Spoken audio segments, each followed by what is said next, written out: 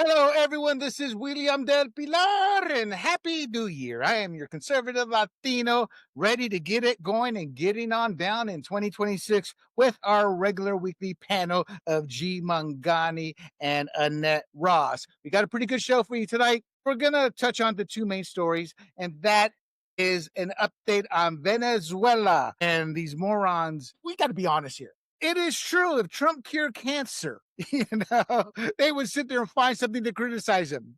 If Trump walked on water, every atheist would start defending Jesus Christ. It's like anything Trump does, they just turn against. So we're going to talk about Venezuela, and then we're going to talk about the ICE agent who defended himself. That's right. I'm not going to sit here and pretend, well, we need to wait for the facts. The video is pretty evident, and I'm not talking about the edited crap that you saw early on, because when you look at it from the angle they want you to look at it from, you're thinking, well, maybe you could have gotten out of the way. And I will mildly remind you, 2-ton car, 200-pound human being, a little tap can kill you. This isn't Hollywood where the 90-pound woman gets hit by the car, flips through the air 5 times, gets up and beats up the 300-pound hitman.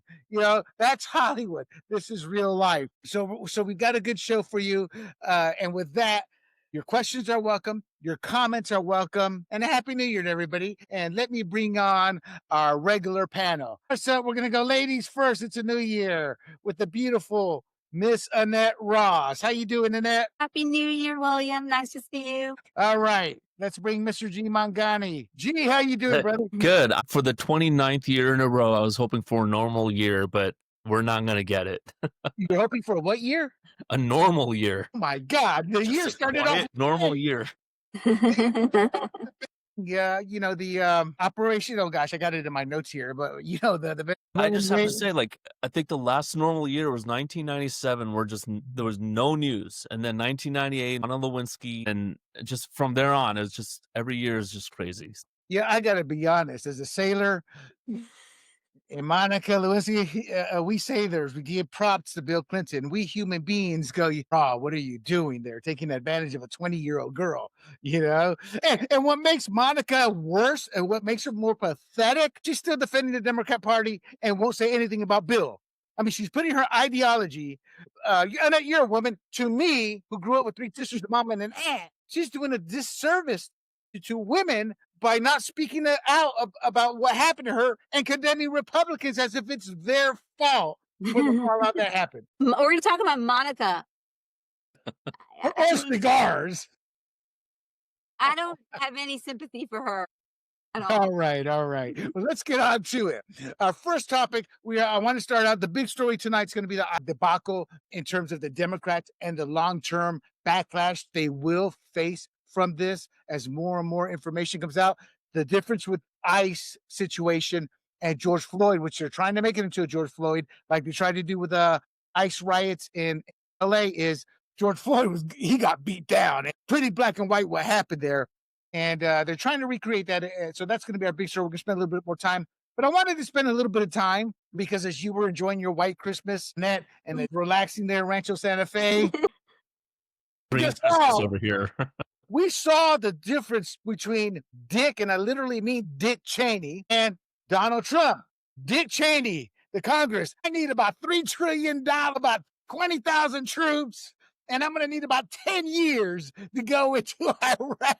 And one thing us military men have always pondered is, now we got special forces. Now, sure, it's not a Hollywood movie, but they're trained. People don't understand this. A SEAL team, man, my God, what's up with the SEAL? Every damn SEAL wants to go out there and do his own podcast now. These guys are supposed to be secret. You ever see a Delta Force guy with a podcast? No.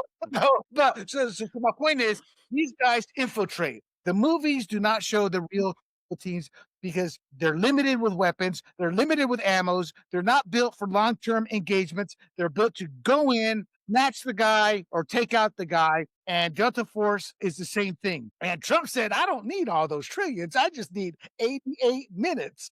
And he went in, captured Maduro, and, hey, he's an equal opportunist. He arrested the wife as well, and he saved us $25 million because of 25 or 50 million. Anybody remember? No, I don't remember. 25 million that the Biden administration who said Trump. Oh, it was 25 million. The bounty. Who said Trump wasn't doing enough, and every Democrat said Trump wasn't doing enough. All of a sudden, is what you talking about, Willis? Why are you going in there?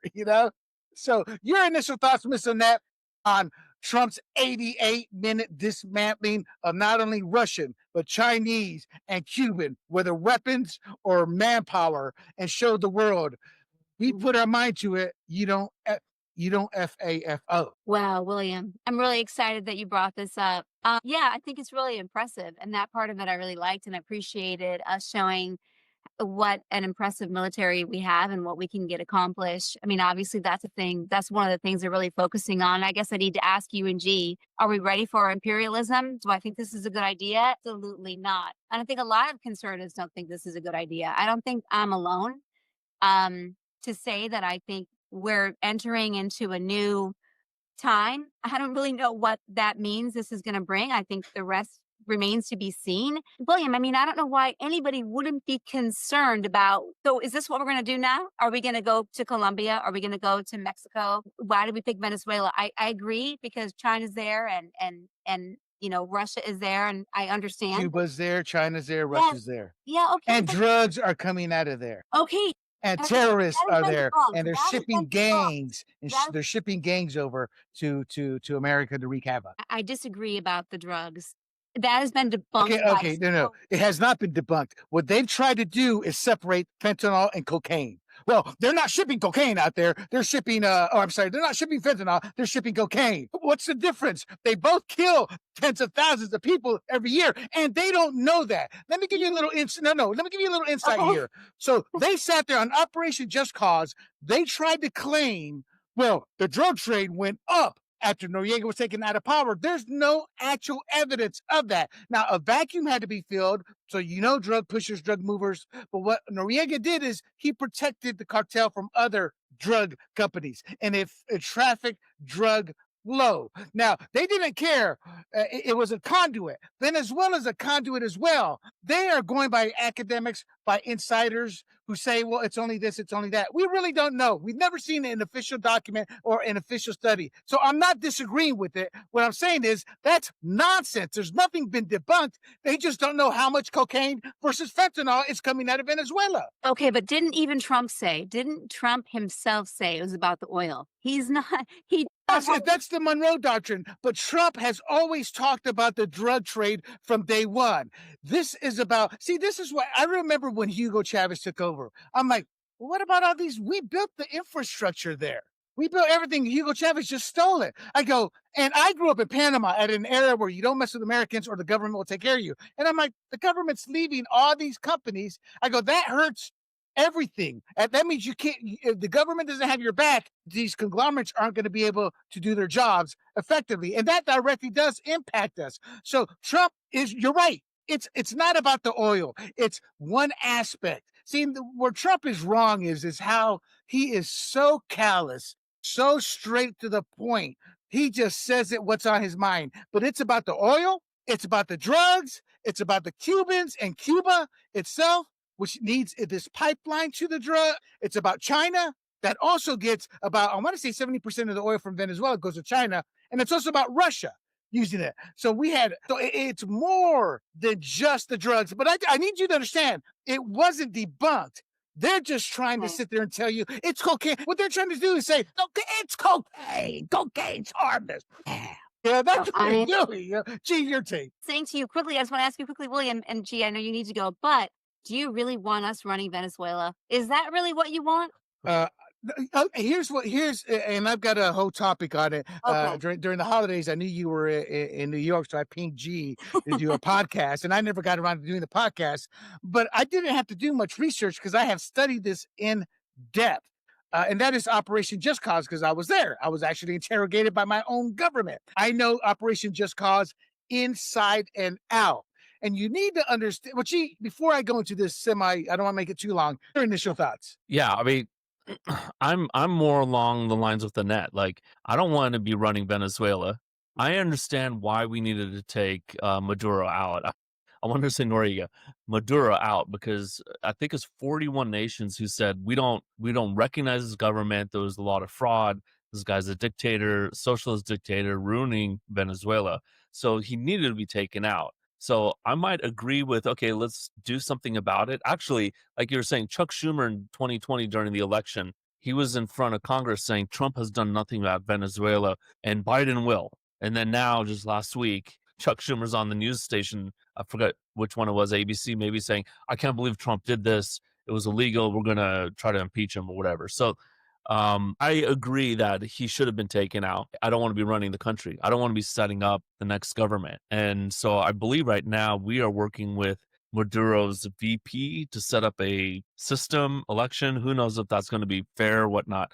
But here's what the precedent is, right? The precedent is whether it's good or bad. And I'm going to make an argument for both. The precedent is, the good part of it is, in America, on the Western Hemisphere, in America, we will do whatever it takes to protect our interests, our hemisphere. The bad part about it is, hey, Putin, hey, Xi Jinping over in China, and you can't take Russia, or I'm sorry, you can't take Ukraine, Mm-hmm. you can't take Taiwan. Yep. So there is a line that's different. We're not taking over Venezuela. We're letting Venezuela be Venezuela, but that's not how Putin and Xi over there in China are going to see it. They're going to see it as, oh, well, if you can just invade another country, so can we. Obviously, there's a difference, but if we want to take out the head of Taiwan and put in a puppet government or just take over Taiwan, you think he's going to care about the nuance? No, he's going to say, well, Trump did it, so who are you to stop us? So that's where I see there's going to be a big issue. Where does Trump and JD stand on Ukraine deep down? What have they always said? Doesn't concern us. Yeah, it doesn't concern us, not our part of the world. We now have the Don-Roe Doctrine. I can't. Don-Roe Doctrine. I can't with you, William. Now let me educate my little friends here. Okay. I am not into nation building. There's a young kid growing up, I wanted America this, America that, and I was all for nation building. You cannot nation build when you have a theocracy, is that religious theocracy in place. And that's what you have in the Middle East, because they don't care about democracy. They care you're either going to believe in my God or you're going to die. That's kind of a unique area, the Middle East. Everywhere else, it's every man for himself. Japan, the problem with nation building, it takes 40 some odd years. Japan, 40 some odd years. Germany took us 3 or 4 decades before they became their own power. But that's completely rebuilding a government. In Panama, they did the same thing. Dara, I forget his last name, was elected, but he was politically weak. He was politically fragile. So all the corruption was still in place, despite the head of the serpent being cut. They put Indara in place. It took over a generation. The democracy reigned, and it got in there because the U.S. was present. And here's something most people don't understand about Central and South America. They love Americans. They really love that Yankee dollar. Their life, Panama was the only nation that was always seen as third world, but we weren't. We had a middle class. We had a vibrant, now it wasn't the middle class compared to the United States, but it was a middle class. When Noriega took over, that went away because he became a dictator. And America and Panama started to escalate in negative ways. But what happened is they put Indara in there, and we had a presence there for a while. And then it was a democratic system, and it took about a generation.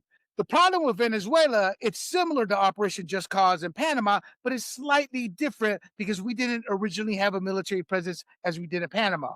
But as you have seen in the streets, millions upon millions of Venezuelans. There's a great video. If I can find it while we're talking, I'll find it. But it's this Venezuelan comedian. He goes, yeah, there are a lot of kids going to be named Donald. There's Donald Jr. There's Donald number 2, number 3. There's my little girl, Donala. It's just, because they love Donald Trump so much, and they have corruption in place. Now, if they had sat there and completely pulled, now I'm not saying agree with this, but this is what they're doing. Had they pulled that regime out completely and installed this woman, Gonzalez, she has no actual bureaucratic support. She is an elitist from the old school. In Panama, we call them Rabi Blancos, the rich white European families that came in, owned all the plantation, and they exist to this day because they passed that down. That's where she comes from. She comes from the corrupt elite system that let Hugo Chavez rise to power. So what they've done is they've pretty much told the VP, that's it.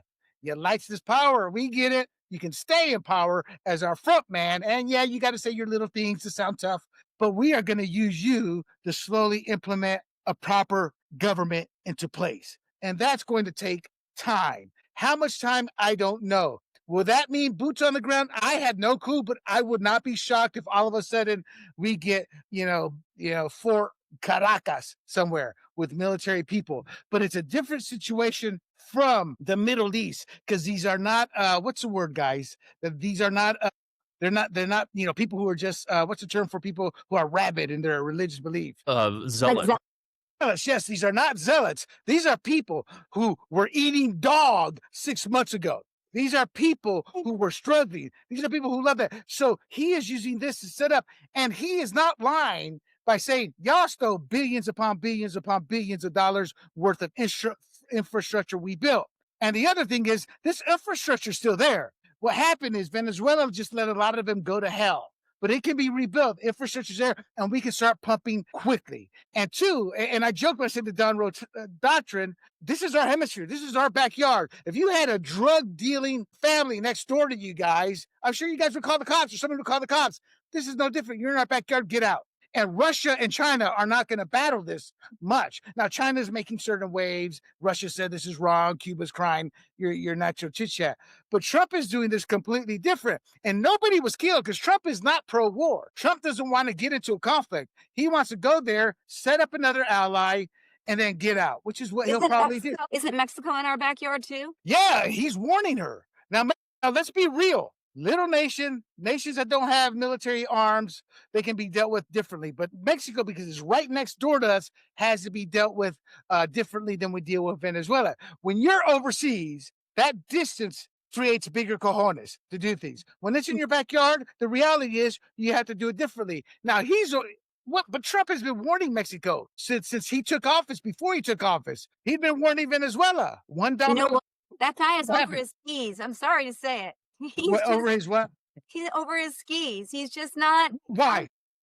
Why? Because, William, I mean, come on, you're a lot smarter than me. You don't see the bigger picture here? It's really problematic the way he's behaving, I think. It's really problematic for the United States. Do you don't think? No, be specific. You're talking generalities. It's easy to spew a generality. So what's because you're alluding that something bad's going to happen. What's going to happen? What do you mean? I think it sets a horrible precedent for other places. This isn't a precedent. This has been done many times over. Well, I think that was a bad idea when it's been done many times over too. I thought we weren't imperialism was something from the past. Imperialism all died after World War II. Well, when you say imperialism, what are you specifically referring to? We control another country. When, the UK had all of its little imperialistic colonies all over the world, and we controlled other places. I mean, I thought we weren't doing that anymore. But what I will say in that I agree with you generally in terms of the precedent. This I don't think was an imperialistic move because we're going to run Venezuela through I forget her name, the vice president over there in Venezuela. What's her name? Macaro. And didn't she change her mind though, G? She was against it first, and how did we strong arm her into agreeing? That's a little scary too. And didn't everyone hear the story about how many people? No. Who was against who first? What are you talking about? The vice president. Yeah, no, that's a different person. G's talking about Macaro, the one who was never elected. She was taken off the elections for her proxy Gonzalez one. That's who he's talking about. You're conflating two different people here. All right, and you're right. Was against it early on. And then she's like, I want to live or I don't want to go to jail. I'll play your game. Here's what I was trying to say, that this is not an imperialistic move. Hold on, G. Hold on. Before we're not planning to stay there. Right. I promise I'll get back to you. Hold on here. You still have a thing with Annette. Okay, fine. It's like, this is our backyard. They're funneling drugs our way. They're providing weapons and arms haven. A backyard for our enemies. We have every right to protect ourselves. This is why we are aligned with Russia. We force Russia by continually encroaching on them for no reason because they were Russia and they were using Ukraine. And Russia said no mas, and they went in, especially after Ukraine started genociding the Donbass region, which the media doesn't talk about. This is kind of what the U.S. is doing. This is our backyard. You're encroaching on our territory. This is our hemisphere. See, you're equating with them being down there as that distance. They're not right next to us. And I can see that, but this is our hemisphere. You know, the Monroe Doctrine was put there for a reason. Life's not fair. See, this kumbaya, we can't do this. That's isolationist theory or isolationist beliefs. Now, people say, no, that's not isolationist. It is when you allow the bad actors to slowly gobble up everything. It's like risk. Eventually, you're an island unto yourself, and you're not going to be able to defend yourself economically. And that's and I will predict. Okay, I'm sorry, G, go in. I will predict one action that I believe will happen, and it is I won't believe this is imperialistic either, but it's to follow up with JFK's invasion of Cuba, but they would take out Raul Castro. I believe that will happen. 60 years in the making, it will finally happen. Started with a Democrat, right?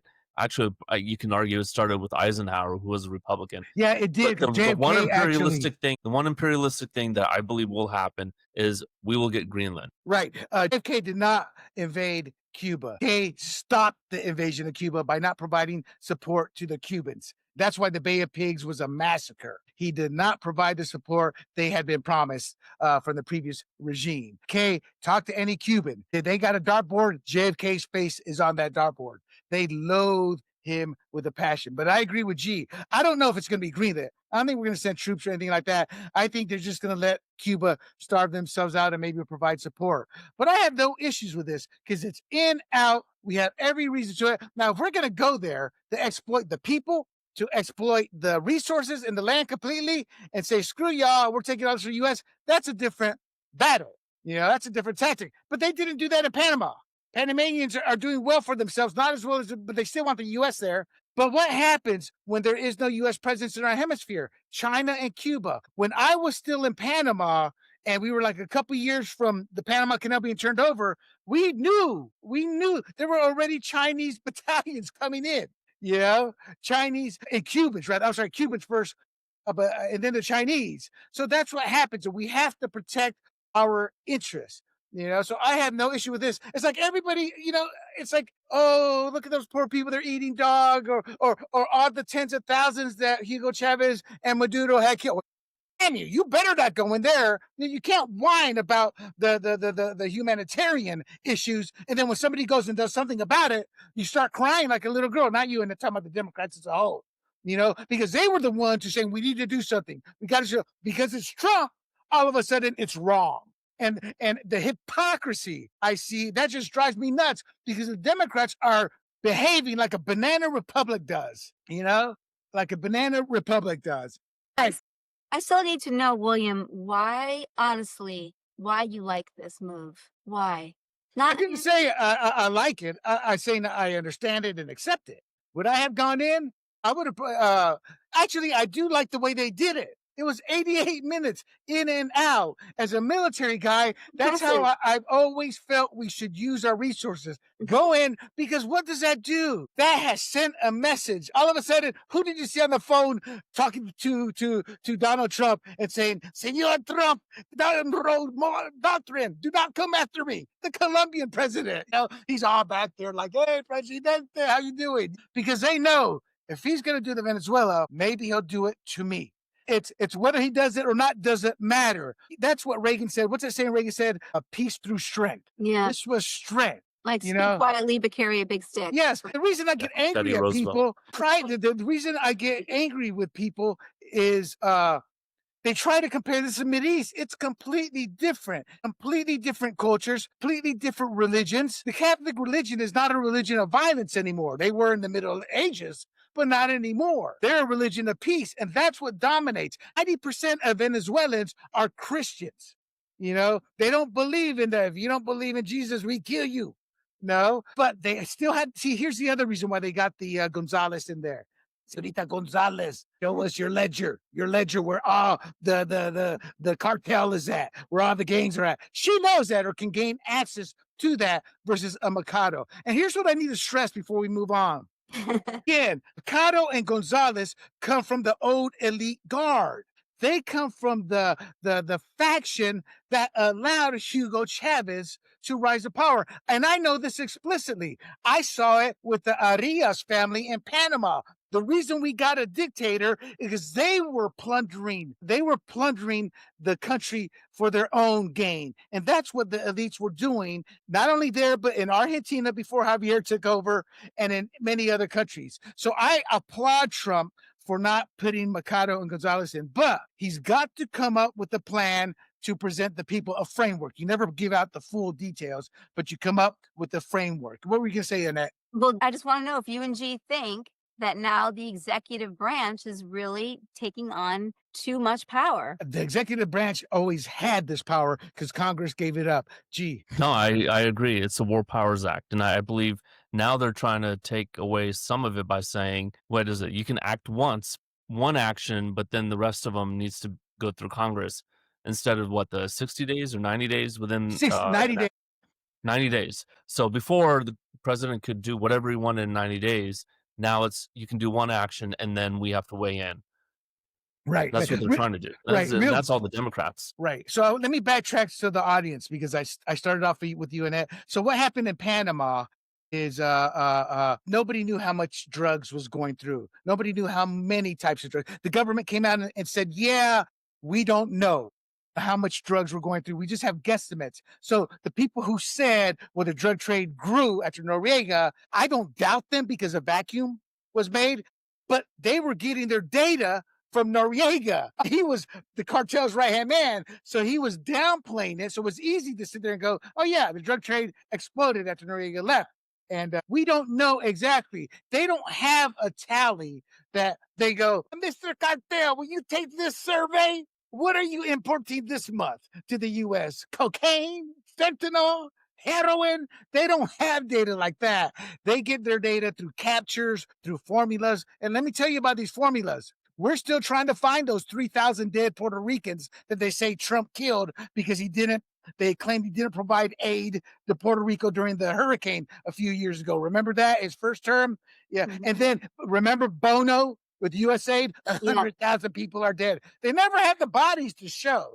My point is, these algorithms, these computer projections they use, you can't really count on them. And then, because one, we don't actually, unless you dig in to find them, you got to count on what the media's saying or what that Democrat's telling you. Mm-hmm. I don't doubt that it's not fentanyl is the major one, but they're lying when they say no fentanyl is coming through. The cartel is, what's the word? They take advantage of the situation. Hey, fentanyl is the thing now. Cocaine was the thing in the 80s. They adapt. They create what is easy to create. They push it. They promote it. They get us hooked on fentanyl. Fentanyl didn't just come up by accident. It was pushed. So they may be producing cocaine. I guarantee you there's fentanyl labs down there too, because Maduro allowed them to operate. And if you're allowing the cartel to operate, their labs are going to be producing what is they can currently push and what is deemed popular on the streets. And that's just a fact of life. So I just wanted to explain that on the drug issue, because people are saying, they're trying to say cocaine's no big deal. And that pisses me off, because cocaine kills a lot of people. Y'all remember, nobody remembers Lenny Bias, do you? No. Lenny Bias in 1987 was the next coming of Michael Jordan. He was drafted number 3 overall. Larry Bird said, I'm going to rookie camp. This is Lenny Bias. This guy was phenomenal. Like, even Michael Jordan says, damn, that's Michael Jordan there. That's how good he was. 3 days later, Lenny Bias is dead from a cocaine overdose. Celebrate. Cocaine kills people. It kills. Fentanyl is even more deadlier, we know, because, you touch it and bad things happen. But Hollywood has made this so much worse. Fentanyl is used in medical drugs today. That's probably how they discovered its uses, I would assume, as I'm not a expert on drugs. But if I read a book, I can become an expert like Gerald Cooper is. Yeah, it's an inside joke, G. I don't think you're hearing that episode. Now, before we go there, let's talk about the War Powers Act. As much as I support Trump, I think that's a good thing. Congress needs to take its power back. My concern was, is this being done just with Trump's name? Meaning, that's what I was saying. We want to curtail Donald Trump. No, it's being done for any president. But it's a catch-22.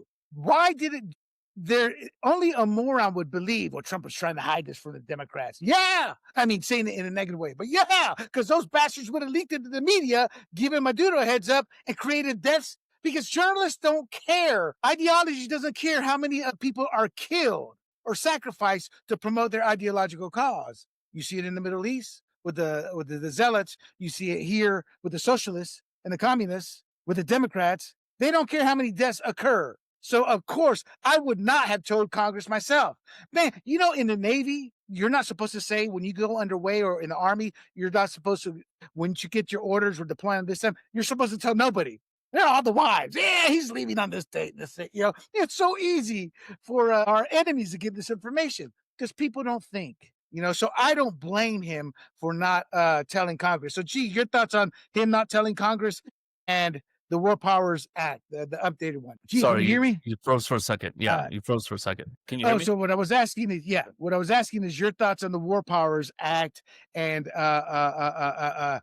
Trump not telling Congress. You believe why No, the reason they didn't tell him? I believe one, I don't think he needs to. Two, yeah, the operational safety of our troops and success of the operation is paramount, right? So let's say he did tell Congress, AOC would be on the news within minutes saying, "Well, look at what the president is doing." Like their TDS would take over, and they would put their hatred for Trump above the national security of our country, the safety of our troops, and all that. So I absolutely believe that. Now, with the War Powers Act being amended, I think that's good for Congress to take back more of their power so we don't have an LBJ just continually going out there in Vietnam doing what he did. Now, Congress did give him the blank check and whatnot with the Gulf of Tonkin resolution and whatnot, but I think there's going to be problems. If you limit it to one action and there's multiple cities that you act in at the same time, does that count as one action? What if one is hinging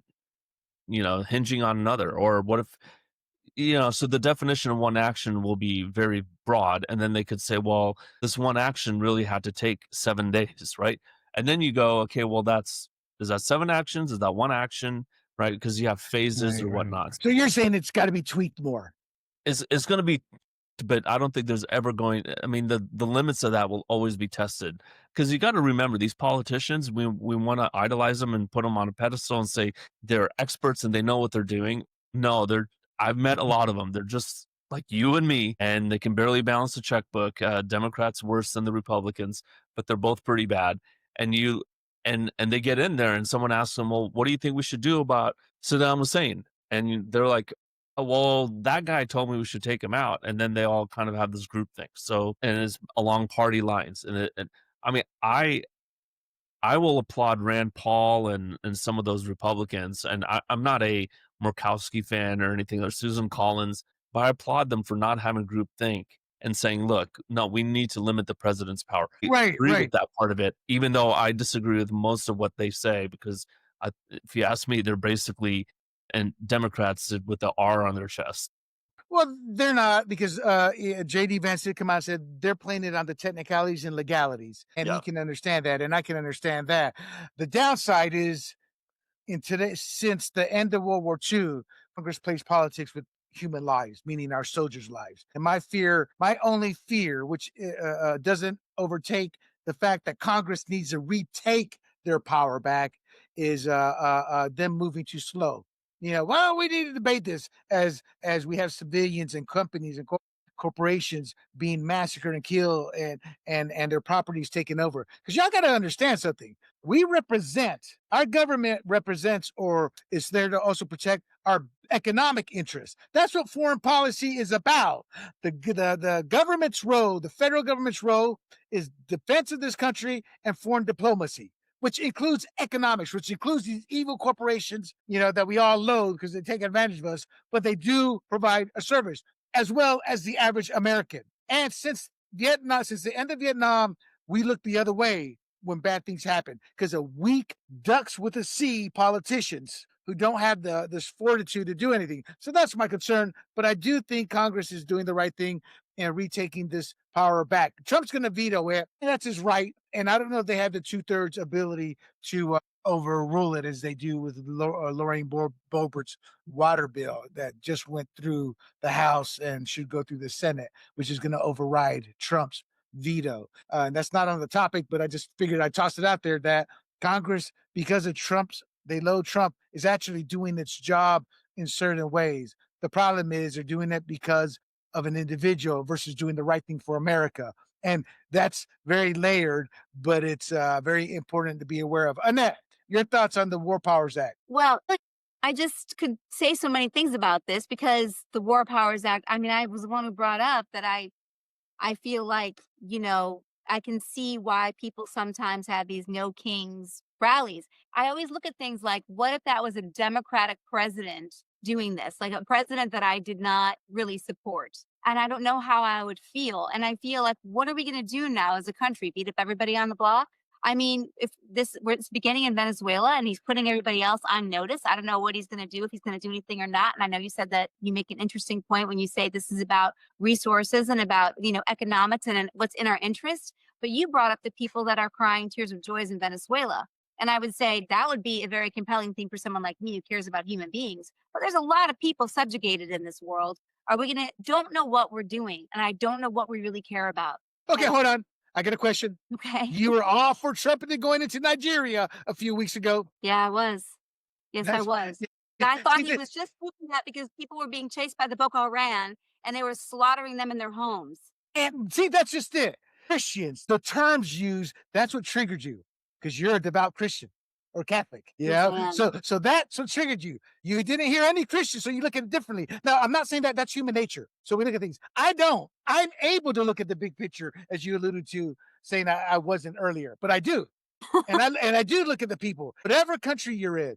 Why? Because I came from an oppressed country, but I was the lucky one. I wasn't oppressed, but I saw my own relatives be oppressed. Right. So I understand the plight of every person, because I look at Nigeria and Venezuela the same way. But the problem with politics is they try to generalize one as the same as the other, and it's not.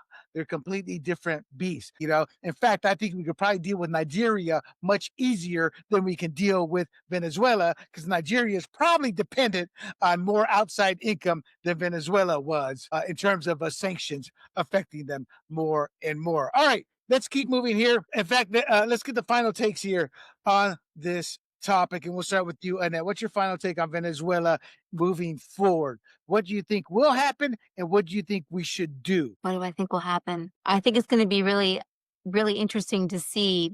I feel like we've entered a new era, honestly. And I think it's going to be really interesting to see the rippling effect from this. And I don't think I could predict what, how other countries will react or what we'll do next or what we're even going to do with this temporary government situation there. I think it's very, what's the word, unsteadying. And that's what concerns me about it. I agree with Annette. We have entered a new era. I won't call it imperialistic as she used it, but what I will say that Venezuela will fall off the news because I think we'll go into Cuba and take out Raul Castro. And then at some point, we won't go into Greenland with the military. We'll just have them added to the country as a protectorate, kind of like Guam. That will happen. I believe it will. Hello? Is that, did G freeze up? So we're kicking the U.S. out of NATO, and we won't go in their military troops, but Greenland will become a part of the United States territories. Yeah, Greenland's more of a financial move. Now, I don't know where you guys are getting this precedent. 1983, Grenada. 1986, Libya. 1989, Panama. 1998, the Sudan-Afghanistan strikes. 1999, NATO. It's so this precedent it's happened at least once every 20 years. No. You're right. But how has it worked out though? Reagan and hold on. Answer in there. I'll say it. So go ahead. They worked out fine. Sudan today. Look at Sudan today. Look at Grenada.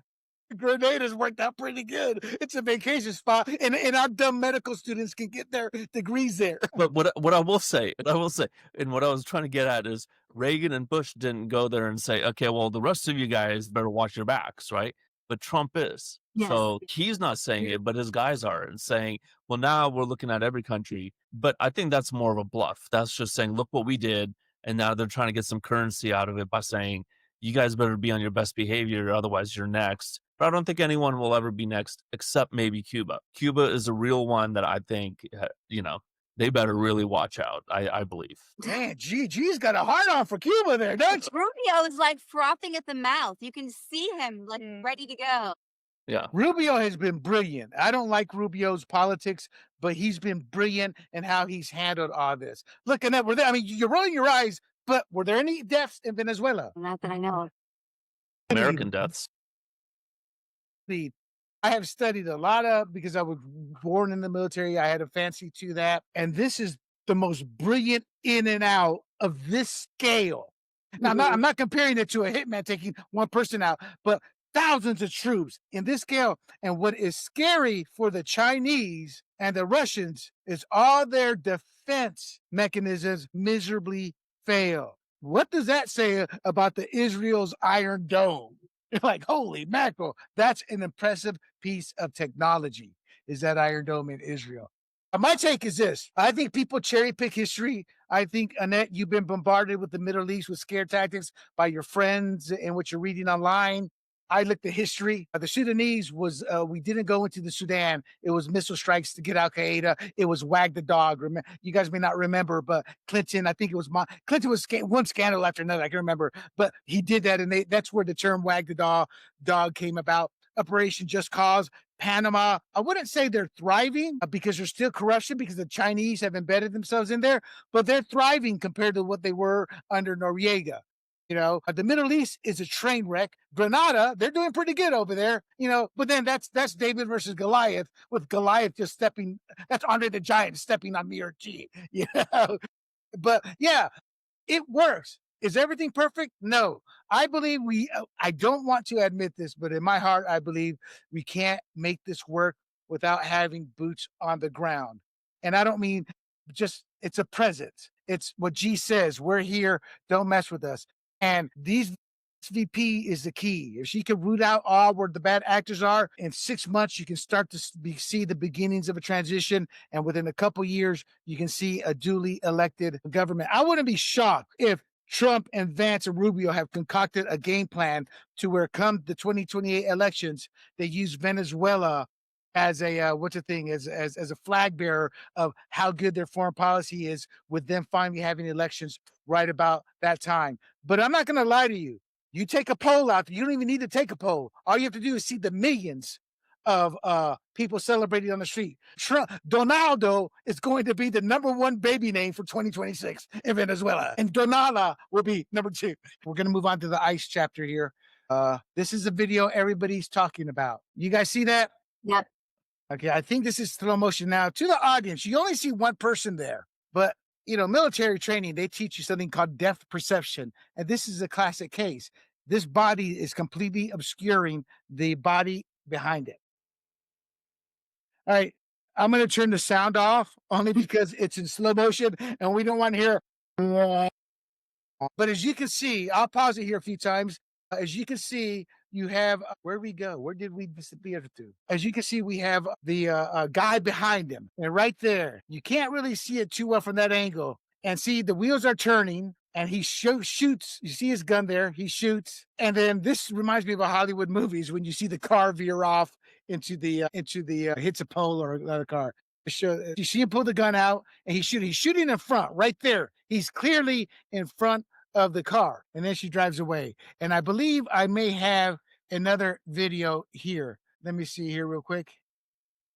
Oh, looks like I don't, but let me show you a picture of this individual who got shot before. This guy wasn't his first time being in front of a car. He was dragged 300 feet from another car because the protesters are purposely using their cars because they'll drive away, hope they don't get caught. And they have people like Gavin Newsom, Tim Walz.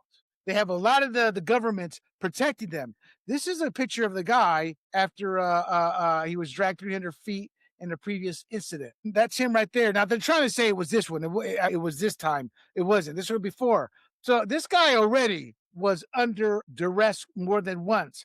So he was well prepared to act this time. And my issue here, let's see if I have any more video on this. There's another angle that almost looks like he was hit. Yeah, and I can't find that. Maybe maybe if you can find that anywhere as we talk, because I've looked for it and I couldn't find it. But you're right.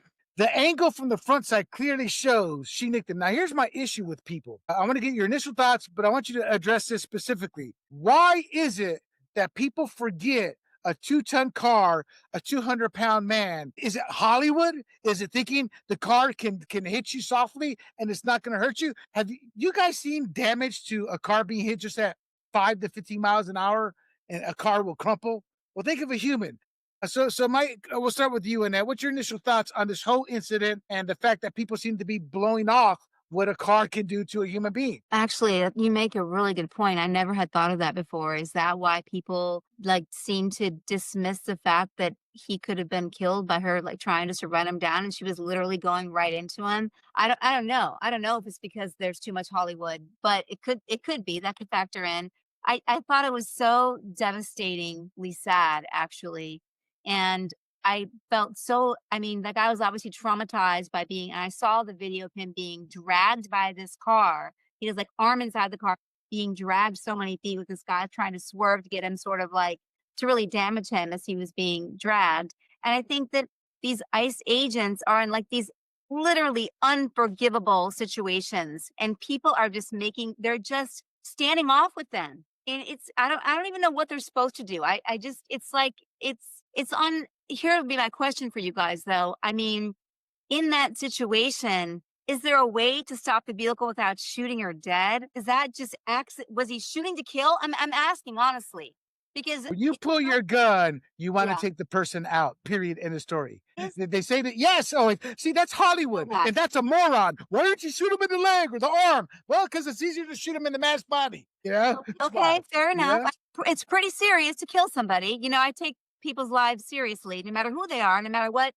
But he did not wake up saying, "Hey, I'm going to kill myself," an activist protester this morning. This is what I'm saying. You're right. It's a serious thing to kill somebody, Annette. It is. Who put themselves in the position to get killed? She did. I think I'm not on her side. I think she did. And I think she aggressively was trying to run him over. No question about it. Really? See, I don't think that. But before we go to that point, it looked like from the other angle, it looked like she wasn't going to stop. No, you're right. She wasn't going to stop. G, your thoughts on this? I just sent you a link, but it has a CNN commercial, and I'm not sure that has the video, but it says that there is an alternate angle there. So now this is the one that you have to worry about. Say again? CBS is the one that's a hard ass about it. Oh, yeah. Yeah, it could be. It says witness speaks out, shares new video, account of shooting at odds with Trump admin. So, I looked at the video. I watched Megyn Kelly's thought about it. Yes, I saw that one too. That's what's on yeah, Dr. Todd Grand, who's a very fact-based guy. Mm-hmm. I don't know what his politics are, but he's a very he analyzes a lot of crime videos. I'm watching this thing. I don't agree with Trump or Kristi Noem. He was not viciously run over. Yeah. I think his leg was hit, but I think it was a minor thing. But here's the thing. If you watch the whole video, that whole thing happens in 2 seconds. Mm-hmm. And in defense of Good, who's the victim, and this is tragic that it happened, but in defense and in criticism of her, let's start with the criticism. Her wife came out in a video, I think, yesterday sometime, interviewed by the police saying, yeah, we were blocking the ICE agents. Yes. That was our intent. Right. So they were intentionally trying to subvert law enforcement. All right, G, keep talking. I'm just going to post the video. I found the video. Keep talking. But in defense of Good, I think once the ICE agents came up to her, there were 2 of them, and one of them said, "Get out of the car," roughly paraphrased. Out of the bleeping car. Right. And then the other one was saying, "Get out of here." Right. So now she's faced with 2 different commands by law enforcement. And I think she took the one that says, "Get out of here." She's like, okay, well, this is getting hot. Those guys are coming after me. This guy's trying to open my door. Yeah, I'm out of here. So if you're driving the car and you got a guy in your open window yelling and screaming at you, and then you hear, "Get out of here," I think I'm going to be looking this way, and I'm going to go put it in drive and start driving forward. I'm not going to see the guy in front of me, right? Because my focus is at the guy yelling at me. Now, in defense of the officer who's in front, One, he's triggered, right? He's triggered because this happened to him about a year ago. Well, hold on, G. Don't you think he's triggered because of a car barreling down on him? Oh, that's a car barreled down on him before, right? So now he's going, okay, not again. And this is all happening in 2 seconds. He pulls out his gun and says, not again. And now he starts shooting to try to stop the attack. Right. What I believe might be his error in judgment was she was trying to attack him. And her error is, I'm getting out of here after trying to block the ice guys. And she's basically saying, oh, okay, I did my thing. I'm out of here. And so, one, don't ever put yourself in that position. And two, like, it's just, what's some movie where it's like a series of unfortunate events and one builds on the other? Final you put yourself in Destination. a situation where people have guns and you're screwing with them, and then one of them thinks you're about to run him over, so he's going to shoot. So do I think the law enforcement guy, the ICE guy, is at fault? No, I think he just did what he felt like he needed to do. Maybe he's a trigger happy guy, who knows? But I don't think he intended to kill her. He was videoing her with a phone. Yeah, he was. Right? You can see he's like, okay, I'm going to video this thing. Oh my gosh, she's about to run me over, and then pulls his gun. That was not premeditated. That was in fear of his own life. Right, and that's what the law says. It doesn't matter what her actions were. It's what the officer was thinking. Chrissy Noam has documented, I think she said there's like over 1,000 of these type of attacks with cars since ICE started implementing this. So, and this guy already got dragged once. Now, some people can say, well, he shouldn't have been out there. No, he has every right to be out there to do your job. What he doesn't have the right to do is callously kill her, but that's not what happened here. A car was barreling down on him, as we saw. Let me show this again, this video again. I did find it. It didn't look like she's trying to stop at all. And she wasn't. I'll give my reasons why I don't think she meant to kill him. So here we go. See my cursor? There's the body right there. The video loops a few times, so just watch it. That's clearly in front. You see that? Yeah. Just right. So the reason I say I don't think she meant to kill him is I completely disagree with G. I don't think she heard that. I think she said, well, I'm done here. I don't want to get arrested because they're going to drag me out of the car. I've seen too many videos of them dragging people out of the car and arresting them. I don't want to get arrested. I'm making my getaway. And in making her getaway, she wasn't thinking. She just turned the wheel, pushed the gas, and went. But she's the whole reason that scenario is happening. And the officer feared for his life. So I don't think she meant to kill him, but she was going to kill him had he not moved. So what makes me angry at this vile, wretched excuse of a human being, and God rest her soul, I can say both things at once, because she had 3 kids. The kid's father had passed away. I can't remember when for what. So to sit there and defend corrupt immigrants that ICE is there to get out, she has now made her 3 kids orphans. There's a grandfather that's going to come down and get him. She allowed that. Remember a couple weeks ago when suburban woman, stop helping us, you're killing us. Well, this is one of the consequences of that suburban woman who doesn't care about her fellow Americans, her country, but only cares about her ideological idiocy that she's been brainwashed into believing. And this is the result of it when it goes sideways. This is going to happen more and more. America has learned from BLM. In Valley Center, you guys may not know it, but when BLM started to march through here, there was an other side with guys with guns here in Valley Center. They're like, not in our backyard. There were only a handful of the BLM people who kind of dispersed. And it was mostly Valleyites, old white people. They're not even black people in the BLM handout. You're going to see that more and more because people are fed up with this. And I'm going to sidetrack here because this is very important. And kudos to Ben Shapiro. I unsubscribed and stopped following Megyn Kelly. I just don't support people who support racists and bigots in the name of free speech. Period. In the story. I know you guys disagree, so those are my words. And I started following Ben Shapiro. Now he's hard to listen to because he talks like a male version of Rosie O'Donnell. I mean Rosie Gonzalez, that actress. But anyway, he brought up a great point. The backlash that is coming for Democrats, if the Republicans can take advantage of this, is mind blowing. If they keep pounding on the fraud and directly impacting that or correlating that with the American taxpayer who already believes taxes are too high, that's going to create another effect. And this, because it's not a George Floyd incident, is also something they can ratchet up. We're protecting you. These people are taking your jobs. The economy's doing better because we're getting rid of a lot of the illegals who are bringing down the wages. I'm tired of hearing construction people and the food industry people in that industry. Well, now you're going to have to pay more. You're going to have to pay more. Well, California, we pay up the yin-yang and stop because of the cost of building a house. It's all the regulations and all that.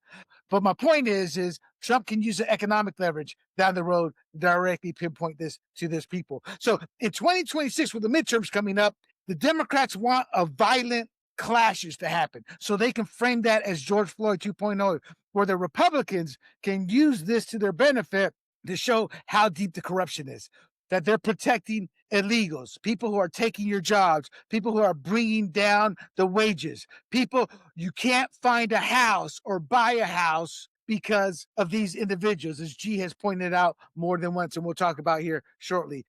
And Bishop here said a few other things I can't remember, didn't jot it down, but it was kind of brilliant. But it takes the Republicans to stand up. And you may not agree with Chrissy Noem, G, and I get why. It's hyperbole.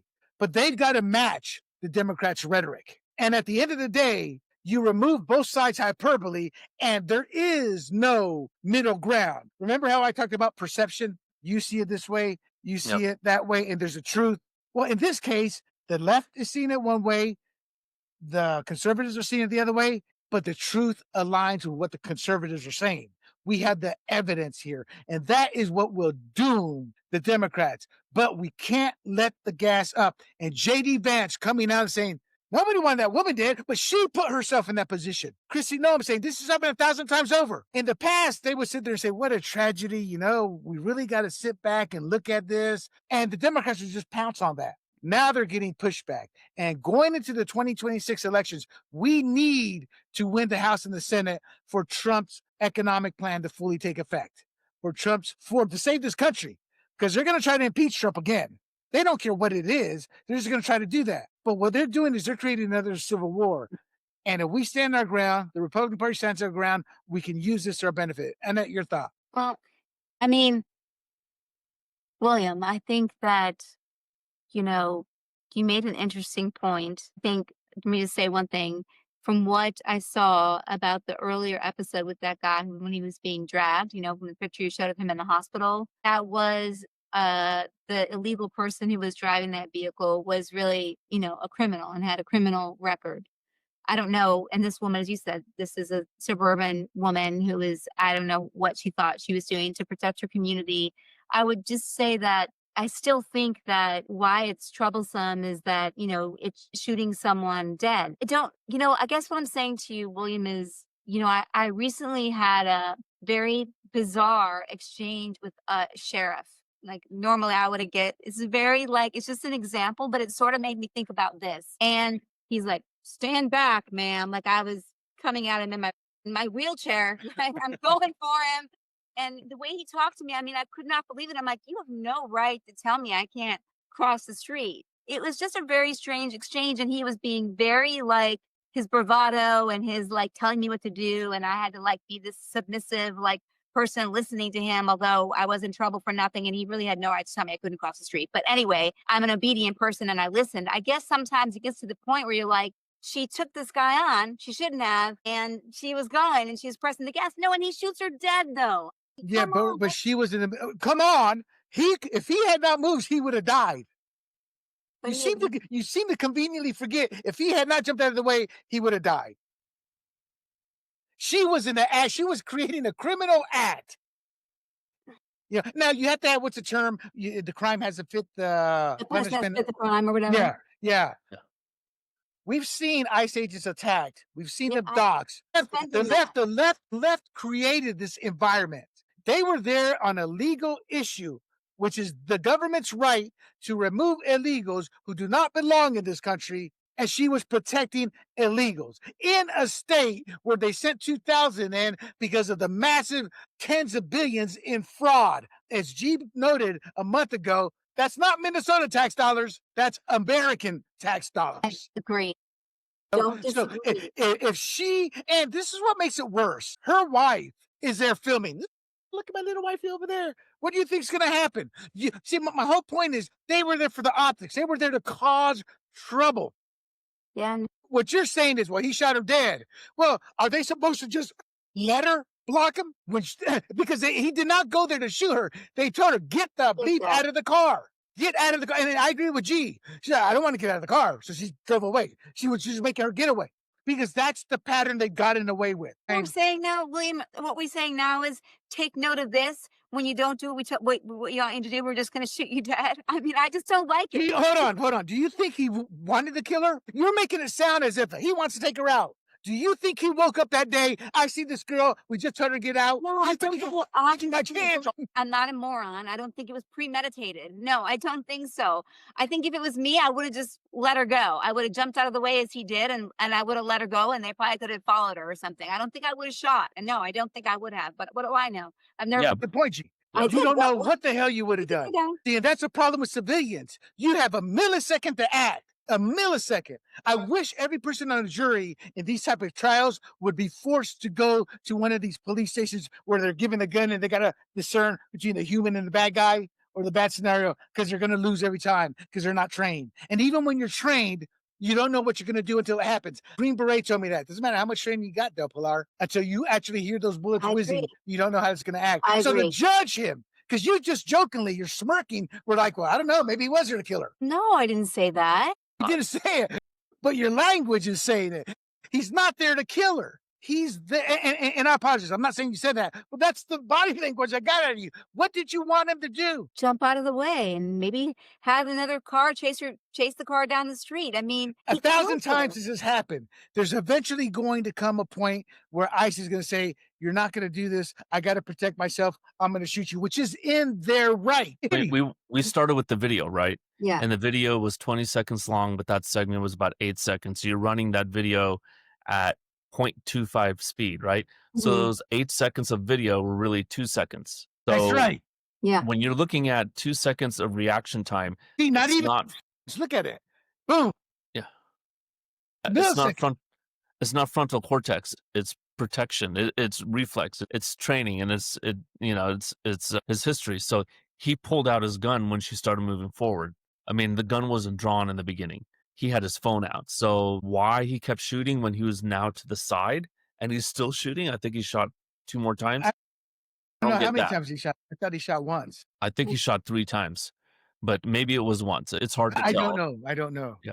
There's plenty of camera or videos out there that will tell us more about it. But we don't know that she intended to run him over either. I mean, maybe she did.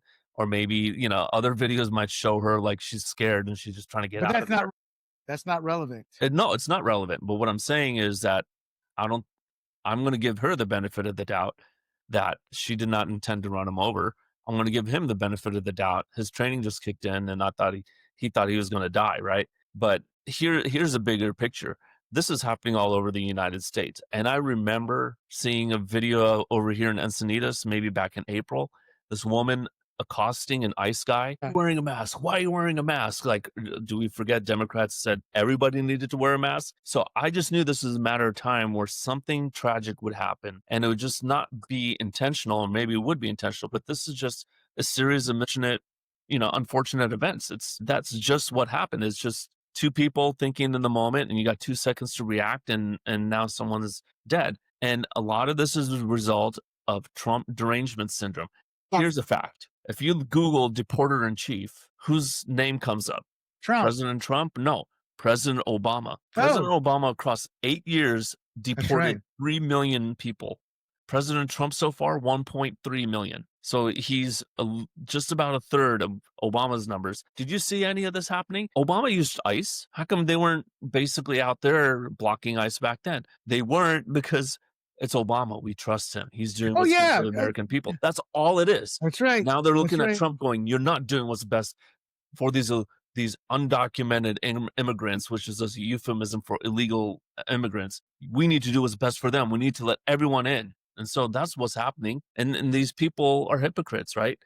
I don't know, good. Maybe she came to this decision after Trump was elected in 2016. But you look at this and go, why weren't you protesting when Obama did it? And nobody was. They're like, you deported 3 million people. I looked at the numbers. George W. Bush, 2 million. Bill Clinton, 1 million. Obama, 3 million. Trump, 1.2 million. Biden, 500,000.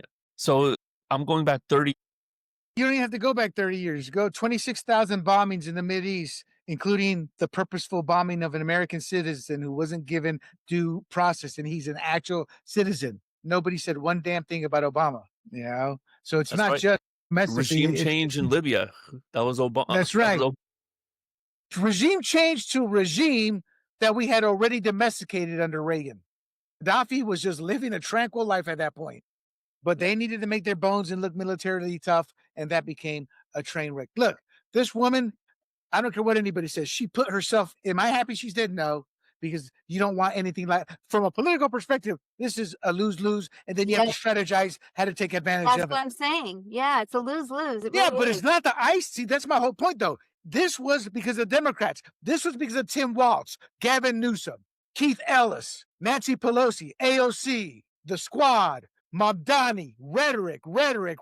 Then you get stupid morons like this woman, and she's a freaking stupid moron. A mother of three puts her life in danger because she has been emboldened by leftists and 999 other train or vehicle issues like this, and they get away with it. She's the one who did not get away with it. You know, I mean, she's a nut job. This woman went to Canada after Trump got elected. You know, it's like the sheer stupidity. She's a brainwashed moron. And I know I sound, well, William, she just passed away. I'm angry because she did it to herself. It's like my friend as a child. Being male, we keep all that inside. But when he died and I was 16, I was so angry at him because his death was a result of him. Nobody else. It was it. And I was like, how can you be so stupid? And that's how I see her. And it's not even her anymore. When I read she had those 3 kids, I'm like, you put your stupid brainwashed ideology before your kids. You know, before your kids. And there's her wife, she's lesbian, her wife filming it. They weren't there to peacefully protest. They were there to obstruct. And the ICE agent did nothing wrong from a legal perspective, per many scholars. I mean, on Megyn Kelly, you guys mentioned her. I'm sure you saw the lawyer say, you know, the state may have the right to do this, and Megyn Kelly put him in his place. Well, yeah, he was driving to the movies, or he was drunk, or he was this or that. He wasn't in the capacity of his job, but this is clearly in the capacity of his job. Yeah. This is a federal case, period, end of story. And because of the video, luckily we have all these angles, the truth has come out. Again, I go back to perception. These brainwashed morons, they don't want to see the truth. They perceive the truth as Trump bad orange man, period. They are sick people. We can discern enough to go, we love what Trump did in Venezuela, but hey, good job, Congress, in wanting to take your rightful power back, because nobody should have that much power, you know? But these leftist morons, these pathetic excuses for an American citizen, I get angry because my home roots, I'm American, are Panamanian. And we wish we had the lifestyle here. And then we see these leftists pissing it away, wanting to become a third world. I mean, look at Mamdani. They're already pissed. Let me get I'm digressing here real quick. Let me get your take on this. Mamdani, hey, everything can be free. What? They just raised the price of the subway? You said it was going to be free, bro. What's up with that? You got to pay. It's a twofold. I mean, he's already backtracking on his crap. And he's there saying this is so wrong. He's part of the rhetoric. And that's the future of the Democrat Party. A hate-filled, vile piece of trash. Well, when you talk about rhetoric, I think it was a blog post, because I can't see any mainstream outlet doing this, but they said Trump's secret police shot and killed this woman. I think it was a blog post shared by Whitney Tilson on his Facebook page. And Whitney Tilson was running for mayor in New York City. So I'm reading that going, wait, they're not going to say it was Obama's former secret police? Like, is that a thing? Because he used the same agency. So there is a lot of rhetoric that's basically using the power of words shapes people's minds to go, well, if Hitler was here with his Gestapo, what would I do? I would oppose them. I'm going to, civil disobedience and all that. But it's the same group. It's just American people ordered by their president, Obama, Trump, and even Biden did deport some illegals, doing their job. And why are they masked? Here's the answer. They don't want to have retribution from citizen people like this, right? What if this person was doxxed and they knew exactly who he was and where he lived, and now some illegal immigrants, maybe not even American citizens, illegal immigrants, figure out who this guy is and go after him and say, you deported my my friend, my fellow gang member or whatnot. So that's why they wear masks. Again, I'm going to say it. I just said it 5 minutes. Didn't the Democrats say we all needed to wear masks Exactly. 3 years ago? All right. So what about Ashley Babbitt? She was shot by it. She was unarmed, petite, shot by, in my eyes, Yes. a corrupt, vile piece of trash who was celebrated by the left. Given awards, put on TV. You killed a woman unarmed. Trump supporter. Yeah, put that medal on my chest. That was a Democrat mantra. Now, all of a sudden, they're evil. They're vile. You know, it's the hypocrisy. Your thoughts on it? Well, I was thinking of you, William, because Dennis Don't tell Prager, Bill. Prager said recently he came out with a little like video. In the video, he said, Oh, hold on. Dennis Prager's back? Yeah, All right, good. he's in his wheelchair. He's not Yeah. completely healed yet, but he just had a little blip, you know, a little. And he said, I really question a person who in this day and age will actually can make the argument that people are inherently morally good. That people are inherently good. William's gonna love that because he does not think people are inherently good. Then he goes on and he completes his argument why he thinks people are not inherently good. So I would just say to you then, and I would say that something we should continue to talk about is when you say that people are being brainwashed, why? Why is it successful? Because I really don't believe she also didn't mean to get killed today, right? And you said, and the man didn't go there, the ICE agent didn't go there with the intent to harm anybody, right? He's doing his job. So, and then he's in harm's way and he reacts and she's dead now. But I'm just saying, you would say, and G would say, it's some sort of TDS, it's some sort of, they're being brainwashed. I mean, why? Why? I can tell you. Okay, you can tell. So, G, real quick, excuse me. What Annette's referring to is Annette, throughout the couple years we've been doing this, has been always inherently, or I'm sorry, has always believed that we're good people. Yes. We're good at heart.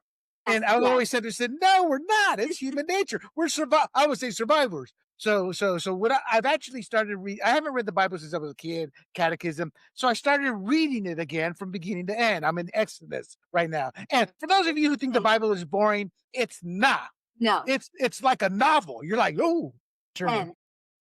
But so one of the what do they call it? The verses, the verses I came across. The Lord smelled the pleasing aroma and said in his heart, never again will I curse the ground because of man, even though the inclination of his heart is evil from childhood.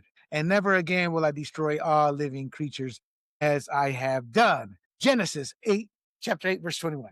You know, and that was my point too. You can't argue with a big guy. So that's what she's referring to. Geez, what Dennis Prager said. But I will tell you why. Because we all want to help people.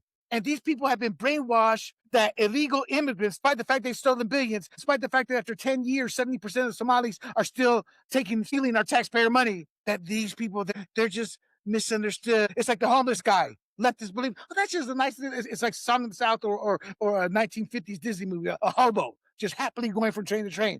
Oh, these are bad people, but they brainwash themselves to believing that they're on the greater good, that history will judge them as heroes, defending the little guy. When in reality, there is a yin and there's a yang. And to keep peace and to keep the country that has helped the world more than any other empire in the history of civilization, you have to have law and order. Without law and order, chaos reigns, anarchy reigns. Big John's worldview rules. Nobody's in charge. But that won't work because what happens is the bad people get in charge. And that's what we're seeing with the Somali corruption. Bad people. Race has nothing to do with it. They just happen to be Somalis. They're all intertwined, integrated. And hey, look what Joe's doing. How can I get in on it? Hey, look what Hansen's doing. And it just kind of built. The Haitians, what they've done in Springfield, what the illegal immigrants have done to the restaurant industry, to the field house. Well, Americans don't want those jobs. Americans did those jobs in the past. They would do them today. It's greedy corporations. So the left has vilified everything that keeps the norm to make these people victims and for people like this good woman to defend. In her heart, she was defending innocent people. I don't see innocent people. I see people who have chosen not to take America for what it is. You work hard and you can achieve the American dream. But instead, let's con these American dollars. And then, even worse, let's send them to a terrorist back in Somalia. Does that mean I view every war victim? No. You know why I don't ever want to? I never want to meet people who I would get in a fight with. I would battle, or illegals, things like that. Because there's an illegal right across from the street I love to death. I used to see him every other day. We talk. He's an illegal. So I went back. I hadn't gone there for a little while. I go, hey, where's he at, man? And they go, oh, no, he has day off. I go, oof. They're like, why? It's like, stay hidden, bro. I don't want him to take you. Because it humanizes them. And Democrats prey on that. They prey on the humanization. Now, they will humanize a murderer. This woman could have killed a man, and they're making her the innocent victim. She's not innocent. She put herself in a position to die.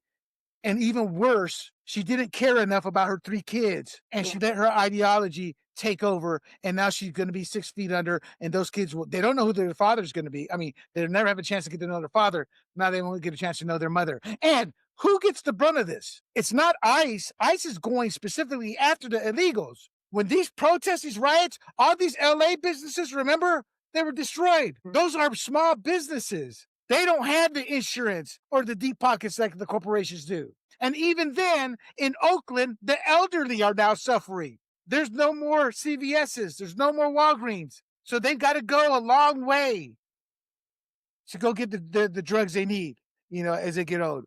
So these people blindly follow an ideology that's telling them you're doing good, when in reality, they're hurting themselves. Like when I go back home and I'm with my brothers who are Black, not brothers literally by blood, I've just grown up with some of these guys. I'm like, give me the policies that have helped African Americans since the civil rights that Democrats have implemented. Not one single policy has benefited African Americans that have been put out by the Democrats. The numbers are out there. I've seen the numbers. I've studied the numbers. So in this blindness that people have, they don't want to see the truth because it's easier to look in the mirror. I'm a hero. I am incredible. And that's what this woman saw. So my long-winded way, that's why. Gee, your thoughts. Do you disagree, or are you on the wrong side of history? Why does she believe why is she doing this? Why is she brainwashed? Why is she brainwashing? Yes. Well, I mean, I look at people like Michael Jackson, P. Diddy, right? Clearly they're guilty. I mean, Michael Jackson's never convicted, but a lot of people will say no, they had nothing to do with the abuse of Michael Jackson, nothing to do with the abuse of all these little boys that he had over, even though they're claiming it. They just want the money, right? So they vilify the potential victims because we don't know that there are victims. We don't know Michael Jackson was guilty. But if I had to place my bets, I think he was. I think he had those predilection. So why do so many people defend Michael Jackson? Because they like his music. They can't like separate the personality. They It's can't separate all the about the man. personality. People will chuck out look at O.J. Simpson. They will chuck out all the evidence and go, you know what? I like you. You represent something that I believe in. Or it will be the exact opposite. Like in this case, I hate you. You represent everything I hate, and I'm going to actually go out there and take action, even though my own side, President Obama, deported 3 times as many people, same agency. Right. So I think that's why people get in this situation. They're tied to personalities, and that's what we are. We adore celebrities. And Stalin even said this, like, the death of one person is a tragedy. The death of a million is statistics. It's like, okay, who cares that a million, unknown people died? But look, this one person, and that's what they're trying to make her into, at least the Democrats or many of the liberals are saying, this woman was fighting for human rights. No, she was fighting against She was people fighting who for might be gang members from illegals, being yeah. deported. Yeah. So they're trying to make her now into a celebrity, so it'll be hard to hate her. But I don't think a lot of people on our side hate her. No, I loathe her, but I don't hate her. Right. I loathe pity her her. thinking, her way of thinking, Yeah. but I don't want her to die. I don't want her kids to be basically biological motherless, like they still have the adopted mother or stepmom. But who I wants don't that? think so. Yeah.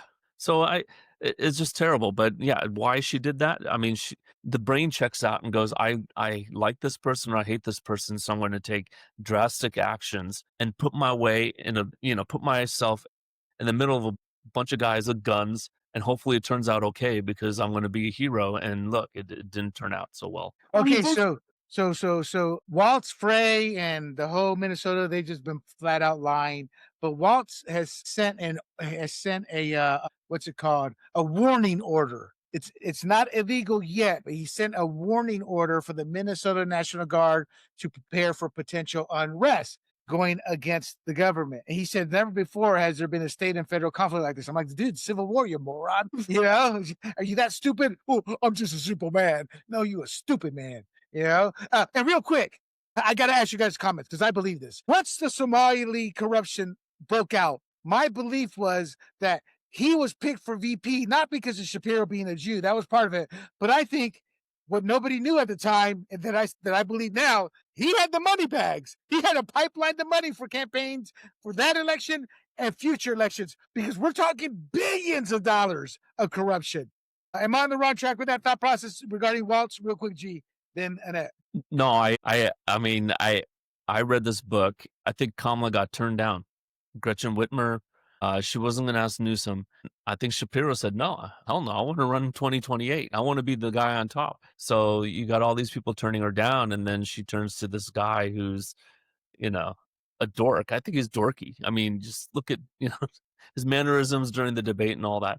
He's just a dorky guy. I think she had nobody left. I think that's what happened. And Gotcha. the money bags, I mean, that's part of it, but I think the main reason is nobody Makes else sense. was there. Makes sense. Yeah. Makes sense. Annette, so answer that question, but I got to toss this one in for what G said. Do you Okay. think Tim Waltz went to the prom with his sister or his mother or the Oh, next door that's an neighbor's accusation. kid who got paid off? I mean, G said he's a nerdy guy, and I agree with G. I mean, Yeah. that's the type of guy he strikes me as, the guy who had to get me dorky.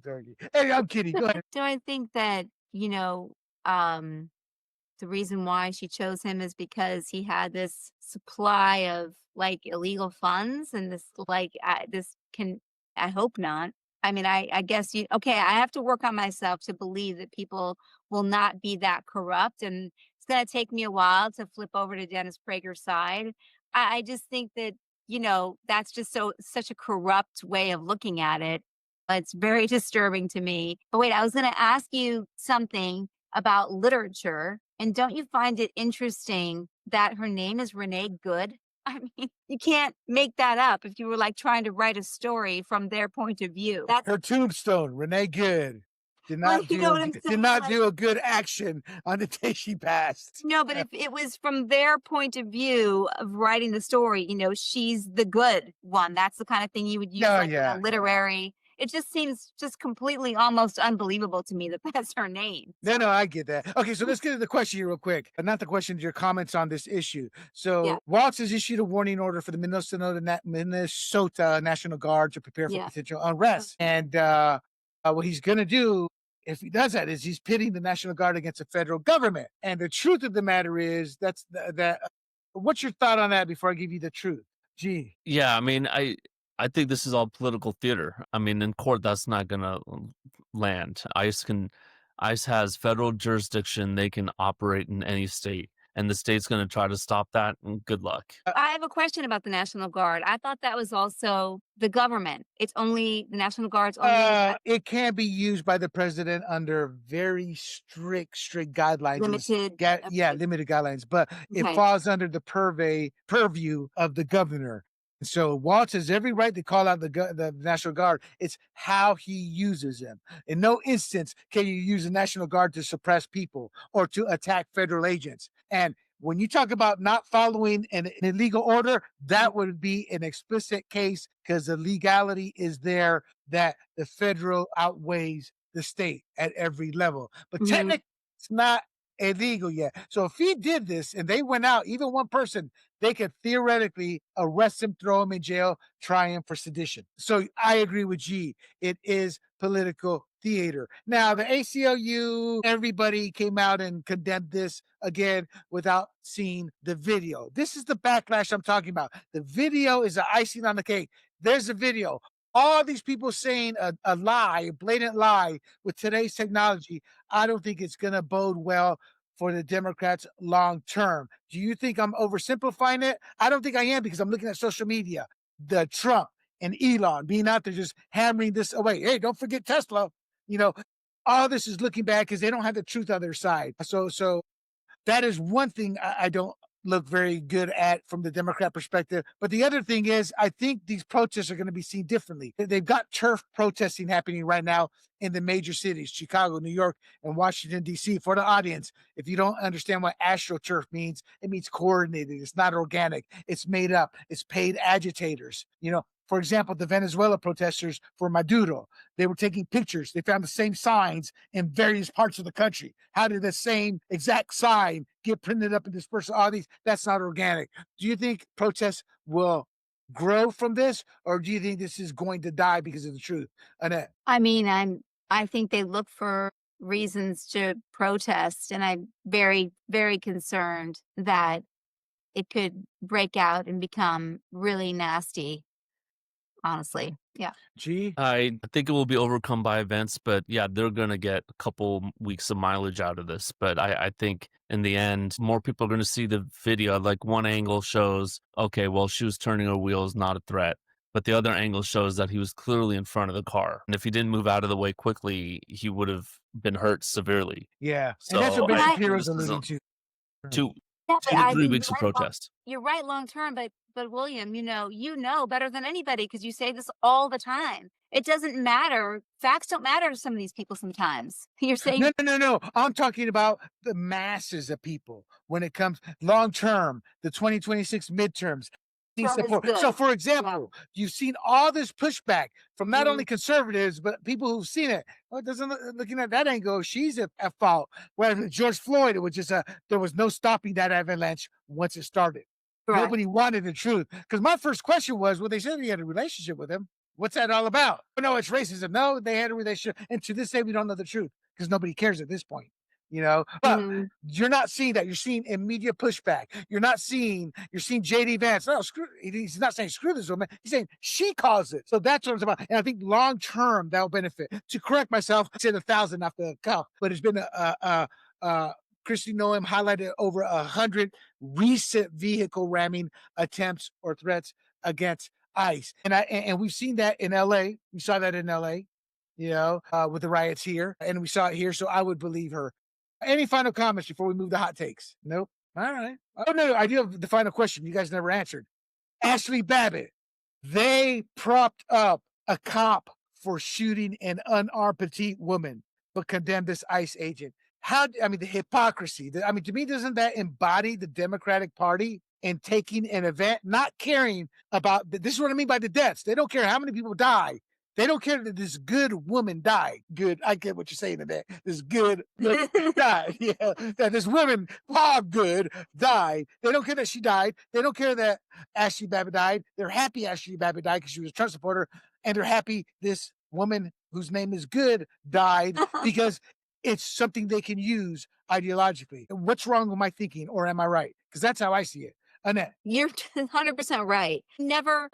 I was always incensed and I was in outrage that unarmed woman, it just seemed like there was no consequence for that whatsoever. It's just disgusting to me. It's deplorable. It was like a man in a women's competition. Get off the podium, woman. We got this man. It's like, we don't care. He killed a, it's just. That was the only person who died that day. Do you know what I'm saying? They make this whole thing out, and this woman who did die, there was no retribution for it whatsoever. It's unbelievable. Yeah, it's so hypocritical. Yeah, it's the Democratic Party way. But it is funny. It's a good literature piece to use the word, the name Good. It really does work. Yeah, both sides are guilty of celebrating deaths, but it just seems like the Democrats or some of the really foam at the mouth liberal types seem to basically celebrate death a lot more easily, and I don't understand that. Why? Remember, Charlie Kirk died, and that woman here from, I think, Carlsbad, and started laughing. Ashley Babbitt's another example, shot, and she wasn't armed. Maybe the police didn't know whether she was armed or not. I'm not here to defend the police officer or whatnot, but for the liberals to say she deserved it, but then here they're holding this woman out to be a hero against the secret police or whatever. I just wish that people in general are just a lot more measured, and we don't celebrate death. Annette and I push have to back. talk That's well to said. some of our school Agreed. officials and say, look, some of our 7th and 8th graders should not be celebrating Charlie Kirk's death. And I think these kids are not getting it from each other. They're getting it from their parents, right? That's right. I don't even know who these kids are. I wouldn't be able to put a name to them, but we heard about it. We're like, this needs to stop. We don't celebrate any death of anyone. And I don't care left, right, whatnot. What their We ideology celebrate is. life. That's right. I'll push back. You tell me any conservative politician that has celebrated a death in our lifetime. Politician. I'm not talking a politician. I'm talking just somebody. And every Democrat or liberal, just the radical ones. I'll be honest. I don't hold any ill will to this woman, but I'm not going to celebrate her death. But I'm no longer going to sugarcoat it, and I'm going to speak what I see as the truth. She put herself in that situation, and she shouldn't have. And I'm angry at her because she left her kids without a mother. That's what pisses me off the most. And I'm not a saint, but it's like you're freaking. It's like as I've gotten older, I've understood the importance of a 2-household parent. But even a 1-household parent is better than being raised by your grandparent. She has they have a stepmom, but the stepmom was father already said he's driving down to pick the kids up. So the stepmom isn't taking care of the kids. Well, in the lesbian world, it depends. They have always said they've been married. I know that from having my wife's hairdresser, having gay friends with mock marriages, and they're unified, and they would claim to be married. So I don't know if they were legally married or if they just used the term married. But I do know this: blood is thicker than than a marriage where she's not the biological mother. There's no blood relation. So the grandfather, and that's terrible for the grandparents. The parents should be there to celebrate and spoil their kids. Do you know how hard it is for a 65, 70-year-old adult to try to raise a rambunctious kid who turns into, because we all know, I'm sure Annette and G's going through it now, and Annette, you should have one more. They get rebellious in those teen years. So these poor kids, that's why I'm so angry. And I don't know why it bugs me, but it just bugs the hell out of me and that's what makes me angry at her. All right. So this is going to be hot takes. Yes. But first of all, this is a federal issue where state legal and media actors are now trying to push themselves and make themselves relevant. We've seen it with the mayor. We've seen it with the governor. This is a self-defense shooting against a weaponized vehicle. That is my take. And it was during a lawful immigration raid. Now, the left wants you to think this is a predictable, politically driven killing of an unarmed local mother by an unaccountable federal force. That's a narrative they're pushing. But as I've said before, we have the truth. The video is irrefutable, and it shows the innocence of the agent. Local authorities are doing investigations. This is going to end up being in the federal courts, but the left is going to do everything they can to milk this to try to get votes. And I believe this will backfire. If you disagree, let us know in the comments. And before we go on, don't forget you can check this podcast out at grumblingsmedia.com. We're under new ownership, me. And I'll be working to update the website here. We're up to date on our social media, YouTube, Rumble, YouTube and Rumble.